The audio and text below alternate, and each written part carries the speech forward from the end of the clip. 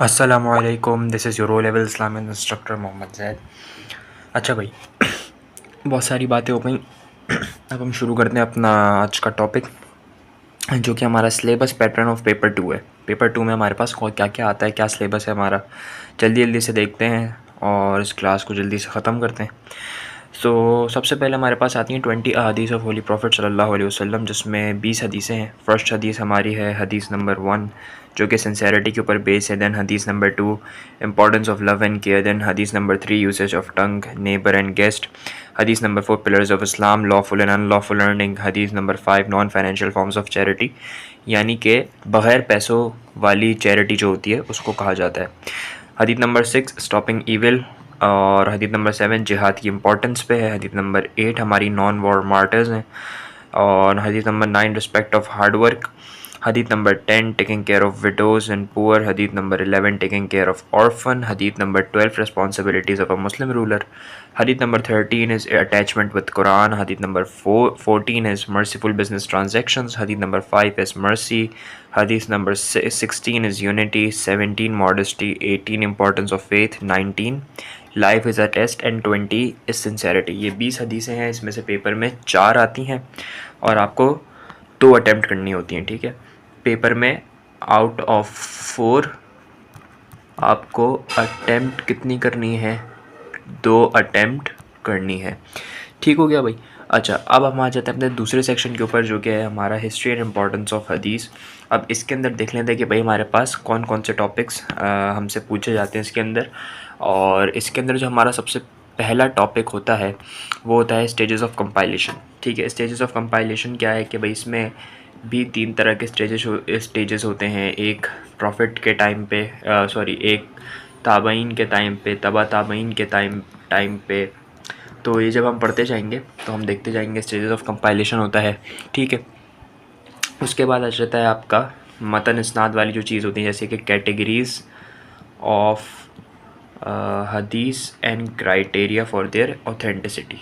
ठीक है भाई, तो ये हमारा इसका सेकंड टॉपिक होता है, एंड क्राइटेरिया फॉर ऑथेंटिसिटी। ठीक है, उसकी ऑथेंटिसिटी को चेक करने के जो क्राइटेरियाज लगते हैं, इस पे हमारा सेकंड टॉपिक बेस्ड होता है इस सेक्शन का। फिर हमारे पास आ जाता है इसमें पार्ट्स एंड कैटेगरीज ऑफ हदीस, के हदीस के कौन कितने पार्ट्स हैं, क्या कैटेगरीज़ हैं, तो वो भी हमारे पास एक टॉपिक है। ठीक है भाई, तो ये कुछ चीज़ें ऐसी हैं जो कि थोड़ी सी कॉम्प्लिकेटेड है, बट वही बात है कि अगर आप इसको बार बार प्रैक्टिस करोगे, अच्छे से मेमोराइज़ करोगे, तो आपके लिए चीज़ें बहुत ज़्यादा आसान हो जाएंगी। फिर आपके पास आ जाती हैं सही, हसन, दईफ़ हदीसें। ठीक है, इनकी कैटेगराइजेशन आ जाती है सही, हसन, दईफ़, मौदू। ठीक है भाई, मौदू वो हदीस होती है जो बिल्कुल ही रिजेक्टेड होती है। तो ये तो सिलेबस का पार्ट है जो हम पढ़ते जाएंगे, फिर हम देखते जाएंगे कि भाई कौन कौन सी हदीसें क्या क्या होती हैं। उसके बाद आ जाती हैं आपकी सेहा सिट्टा। सेहा सिट्टा पे आज तक सवाल आया नहीं है। ये वही है जो आपके 6 ऑथेंटिक बुक्स होती हैं, इस पे आज तक सवाल आया नहीं है अलग से।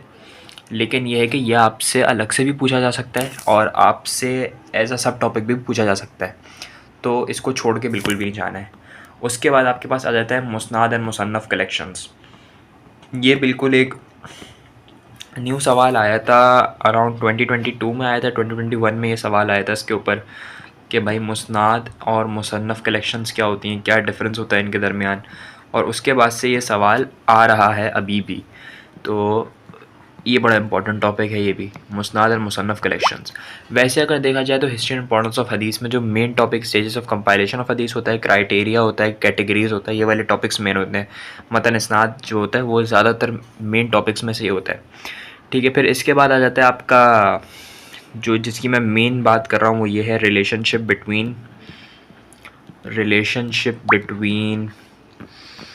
मतन,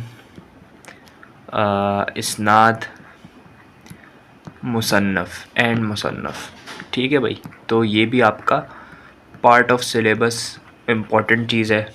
ठीक है भाई, तो इसको भी नहीं छोड़ के जाना बिल्कुल भी। फिर आ जाता है नीड फॉर कंपाइलेशन ऑफ हदीस। ये भी एक नया क्वेश्चन आया था, 2022 या 21 में आया था। तो बड़ा इंपॉर्टेंट सवाल है ये भी, नीड फॉर कंपाइलेशन ऑफ हदीस, के हदीस को कंपाइल करने की नीड आई क्यों थी। तो ये भी हमने नोट डाउन कर लिया। ठीक है भाई, तो ये हमारा एक और सेक्शन मुकम्मल हुआ हिस्ट्री एंड इम्पोर्टेंस ऑफ हदीस का, जिसमें ये टॉपिक्स आपसे टेस्ट किए जाते हैं।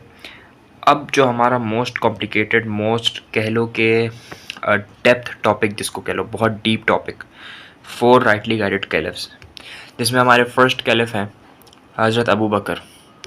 अच्छा, एक चीज़ मैं बताना भूल गया, दोबारा से ज़रा ऊपर आना मेरे साथ। अब यहाँ पे देखना, एक तो आपके पास सवाल आया हुआ है हदीस as a source of guidance के ऊपर भी। ठीक है, हदीस as a source of guidance पे एक सवाल आया हुआ है, और इसके बाद सोर्सेज ऑफ इस्लामिक लॉ भी आपसे पेपर 2 में टेस्ट किया जाता है।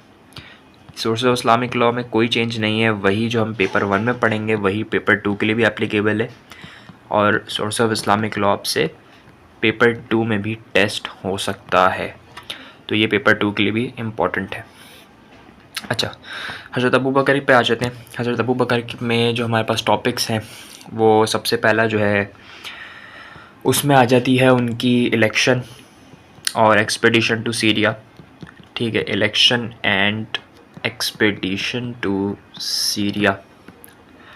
ठीक है भाई, उसके बाद हमारे पास आ जाता है उनका 2 फॉल्स प्रॉफिट्स। ठीक है, फॉल्स प्रॉफिट्स बहुत सारे उन ज़मानों में बहुत आ रहे थे, उसमें से 2 मेजर हज़रत अबू बकर की लाइफ में आए थे, तो हज़रत अबू बकर ने उनका ख़ात्मा किया था, मतलब उनकी कैलिफेट के अंदर उनका ख़ात्मा हुआ, जिसका नाम तुलैहा एंड मुसलमा था। फिर हमारे पास आ जाता है रिफ्यूज़ल टू पे ज़कात। जो मुनाफिकीन थे उन्होंने ज़कात देने से मना कर दिया था, तो इस पे हज़रत अबू बकर ने एक पूरी कैंपेन चलाई थी, तो ये भी एक टॉपिक है हमारा, रिफ्यूज़ल टू पे ज़कात। उसके बाद एडमिनिस्ट्रेशन। ठीक है भाई, हज़रत अबू बकर की एडमिनिस्ट्रेशन। उसके बाद आ जाता है हमारे पास battle of Yamama and compilation of Quran. तो कंपाइलेशन ऑफ कुरान हम पेपर 1 में भी पढ़ते हैं, यहाँ पे हज़रत अबू बकर की लाइफ टाइम का पूछा हुआ है, तो हम इसमें भी इंक्लूड करेंगे।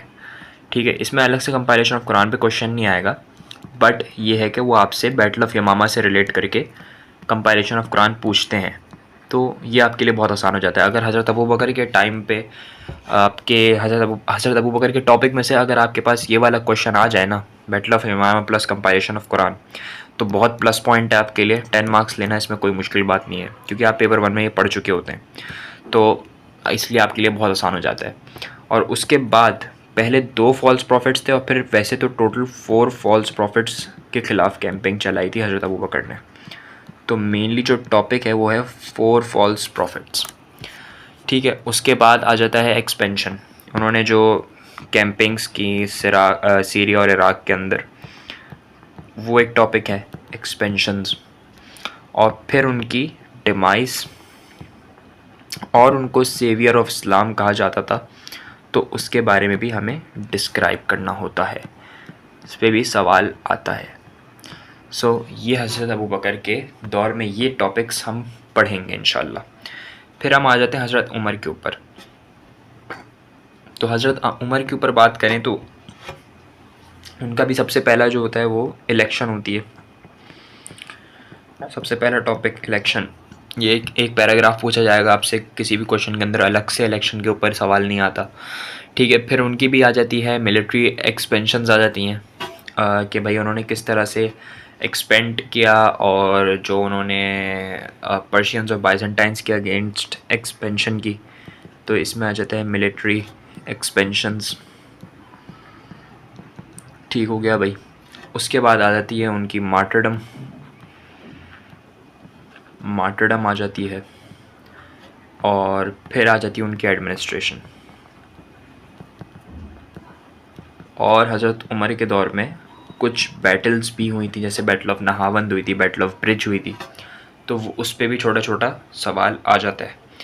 ठीक है, एक दफ़ा 3 लाइन की बैटल पे 2023 में, मुझे याद है मैं उस टाइम पे एग्ज़ाम के लिए अपेयर हो रहा था पेपर 2 में, 3 लाइन की बैटल ऑफ मेरे ख्याल से नहावन थी या कौन सी थी, वो 3 लाइन की बैटल थी हमारी बुक में, और हमारे नोट्स में भी शायद 4 से 5 लाइन की थी, और वो उन्होंने 10 मार्क के लिए पूछ लिया था। तो बहुत सारे बच्चे वहाँ घबरा गए थे, तो सबको फिर मजबूरी में पिलर्स ऑफ इस्लाम और आर्टिकल्स ऑफ फेथ करना पड़ा, और जो नहीं पढ़ के किया था pillars of Islam articles of faith, वो फेल हो गया।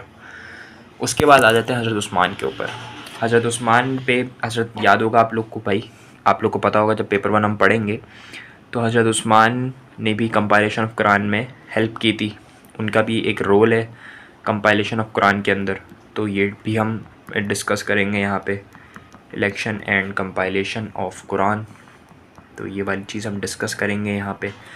उसके बाद उनकी भी सर्विसेज आ जाती हैं, एडमिनिस्ट्रेशन आ जाती है, तो वो भी डिस्कशन की जाएगी उनके एरा के अंदर।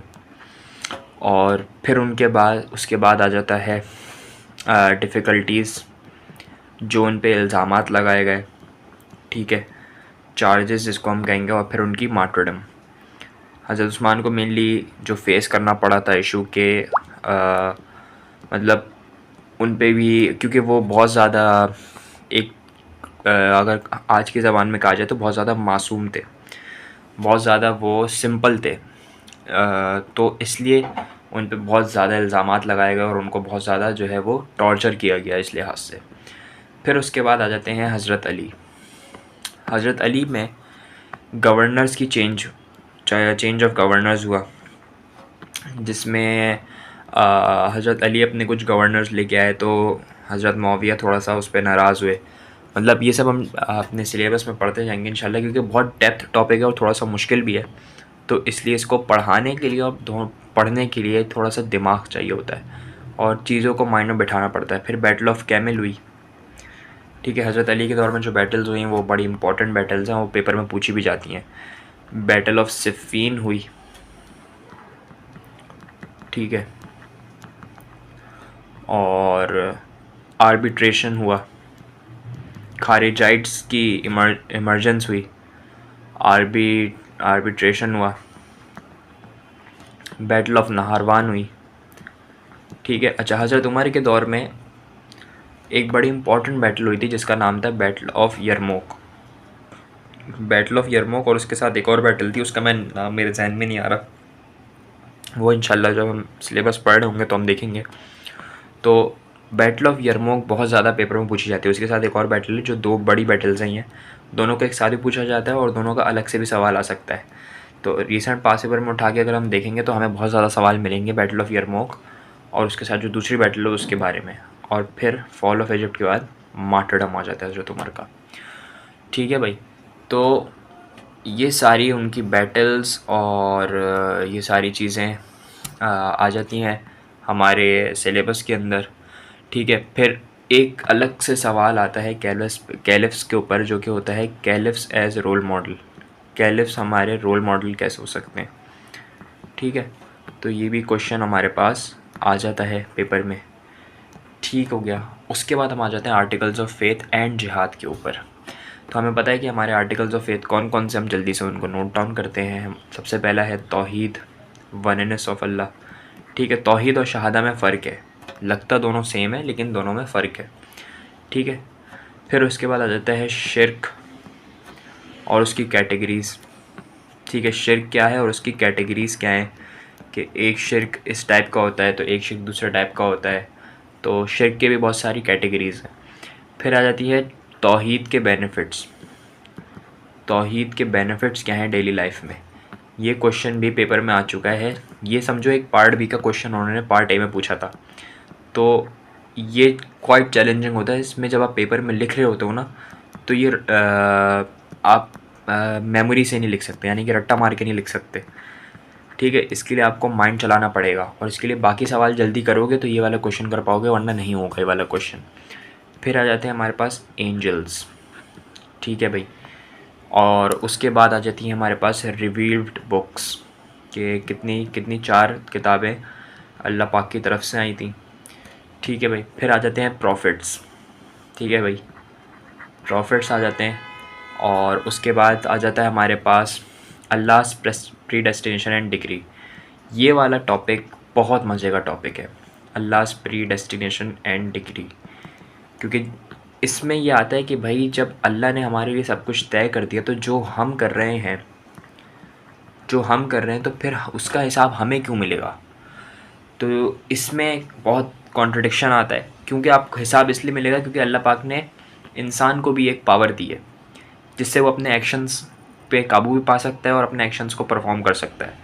तो जब ये वाला टॉपिक हम पढ़ेंगे ना, तो इंशाल्लाह बहुत मज़ा आएगा। इसको पढ़ाने के लिए भी मुझे थोड़ी रिसर्च करनी पड़ती है, तो इस वाले टॉपिक को पढ़ाने में इंशाल्लाह मज़ा आएगा, पढ़ने में मज़ा आएगा, क्योंकि बहुत ज़्यादा डिटेल टॉपिक है। मतलब इसकी डिटेल में जाना ज़रूरी है। वैसे तो रट्टा मार के इसको बहुत आराम से दिया जा सकता है, लेकिन इसकी डिटेल में जाना बहुत इंपॉर्टेंट है एज अ मुस्लिम। तो इंशाल्लाह ये हम देखेंगे। फिर आ जाता है जिहाद, मिलिट्री जिहाद, जिहाद इन डेली लाइफ, जिहाद बिन नफ्स, ये सारी जिहाद की कैटेगरीज आ जाती हैं। फिर हमारे पास पिलर्स ऑफ इस्लाम का सेक्शन आ जाता है। अब पिलर्स ऑफ इस्लाम में भाई क्या क्या है, आओ ज़रा देखते हैं पिलर्स ऑफ इस्लाम में क्या क्या आता है हमारे पास। शहादा, अब देखो तौहीद क्या था? तौहीद था वननेस ऑफ अल्लाह, और शहादा क्या है? डिक्लेरेशन ऑफ फेथ, यानी कि आप अपनी फ़ेथ डिक्लेयर कर रहे हो कि मैं अल्लाह को भी मानता हूँ और अल्लाह के आखिरी नबी मोहम्मद सल्लल्लाहु अलैहि वसल्लम को भी मानता हूँ। तो ये डिक्लेरेशन ऑफ फेथ है आपका, ठीक है भाई। उसके बाद आ जाता है प्योरिफिकेशन, यानी कि वज़ू करना, गुस्ल करना, ठीक है, और उसी के साथ साथ तयम्मुम करना, ये सब क्या चीज़ें होती हैं। उसके बाद आ जाता है आपका प्रिपरेशन ऑफ प्रेयर, ठीक है, प्रिपरेशन ऑफ प्रेयर, नमाज की तैयारी कैसे करते हैं, अज़ान कैसे होती है, ठीक है, क्या स्टेप्स होते हैं, कज़ा प्रेयर्स क्या होती हैं, ठीक है, फ्राइडे प्रेयर्स क्या होती हैं। वैसे तो 5 पिलर्स ऑफ इस्लाम है हमारे पास, लेकिन ये उसके अंदर भी सब टॉपिक्स हैं बहुत सारे, तो इस पे अलग से भी सवाल आ रहे होते हैं। फ्राइडे प्रेयर्स क्या होती हैं, ईद प्रेयर्स क्या होती हैं, ठीक है, Friday prayers and Eid prayers, सही है भाई। इसके बाद हमारे पास आ जाता है दुआ भी आ जाती है इसके अंदर, दुआ की इम्पोर्टेंस आ जाती है। फिर आ जाता है फास्टिंग, ठीक है, फिर इसमें बेनिफिट्स ऑफ फास्टिंग है, सदक़ातुल फ़ितर है, तरावी प्रेयर है, फिर आ जाता है ज़कात, और उसके बाद आ जाएगा हज, ठीक है। हज क्या होता है उसके बारे में पढ़ाएंगे उसमें, और ज़कात के लिए बेनिफिट्स ऑफ ज़कात in communal life, in individual life, और ये सारी चीज़ें हम इंशाल्लाह इसमें देखते हैं। तो ये टोटल हमारा पेपर 2 का सिलेबस है। देखने में ये भी काफ़ी बड़ा लग रहा है, और ये है भी बड़ा। पेपर 2 का सिलेबस काफ़ी बड़ा सिलेबस है, बट वही चीज़ है कि आप जब वक्त के साथ साथ पढ़ोगे तो प्रैक्टिस हो जाएगी कि भाई आपको पता चल जाएगा कि भाई ये सवाल मोस्ट फ्रीक्वेंट आते हैं, मुझे इन पे ज़्यादा काम करना है और बाकी पे थोड़ा हल्का हाथ रखना है। तो उस हिसाब से आप इंशाल्लाह जो है वो अपना पेपर 2 भी एस कर लोगे, और पेपर 1 पे अगर ग्रिप स्ट्रॉन्ग रखते हो तो पेपर 1 अच्छा करोगे, तो पेपर 2 में आपके पास चांस होगा कि भाई मैं इतना मार्क्स उठा लूँ, और इतने मार्क्स जो हैं अगर वो चले भी जाते हैं तो मेरा A* आ जाएगा। तो वही चीज़ है, practice practice and practice. Practice आपको परफेक्ट बनाएगी, ठीक है भाई। प्रैक्टिस करोगे तो परफेक्ट बनोगे। सिर्फ़ मेमोरी से काम नहीं चलेगा, ठीक है, सिर्फ़ मेमोरी से काम नहीं चलेगा। मैं बार बार कह रहा हूँ, अगर सिर्फ़ मेमोरी पे डिपेंड रहोगे तो भाई मुश्किल से B ग्रेड ले पाओगे, इससे ज़्यादा नहीं ले पाओगे। हाँ, मेमोरी प्लस प्रैक्टिस करोगे तो A* मेरी गारंटी है, ठीक है। जो जो स्टेप्स मैं बताऊंगा अगर वो फॉलो करते हो सो A* लाना है कोई मुश्किल बात नहीं है, क्योंकि और फिर वो एक अलग सर्कमस्टांस है कि सर पेपर मुश्किल आ गया था, सर बहुत कोई अलग सवाल आ गया था, तो शायद मेरा A* रह जाए, वो बात की कहानी है। लेकिन एग्ज़ाम से पहले की जो तैयारियाँ होती हैं वो आपने कंप्लीट करके जानी है। बहुत सारा ख्याल रखना है। यहाँ पे मैं रिकॉर्डिंग स्टॉप कर रहा हूँ, जो भी सवाल हो वो कर लेना, चाहो तो व्हाट्सएप पे आ जाओ, और यूट्यूब वालों के लिए यूट्यूब का सेक्शन ऑन है, आप लोग आके वहाँ पे क्वेश्चन कर सकते हैं। अल्लाह हाफ़िज़।